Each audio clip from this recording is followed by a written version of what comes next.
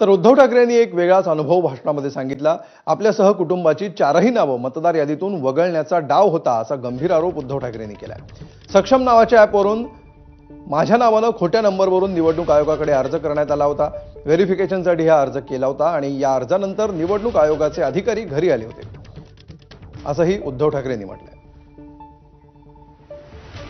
उद्धव बाळासाहेब ठाकरे या माणसाने हा व्हेरिफिकेशनचा अर्ज केलाय ऑनलाईन, जो उद्धव बाळासाहेब ठाकरेलाच माहिती नाही।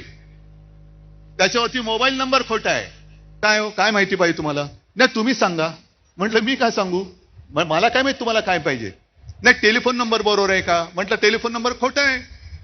मग आणखीन काय तुम्हाला सांगायचं? म्हटलं मी कशाला, तुम्ही माझ्याकडे आलात, नाही तुम्ही अर्ज केलाय व्हेरिफिकेशनसाठी। मग मी अनिल परबना विचारलं, अनिल देसाईला विचारलं, सूरजला विचारलं, कोणी आपल्याकडनं अर्ज केलेला नाही।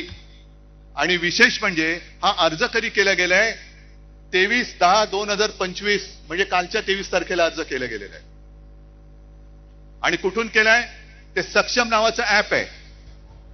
तर सक्षम नावाच्या ऍपवरनं हा प्रकार कशासाठी कोण करत होतं? मी रितसर तक्रार केली की कोणी हे केले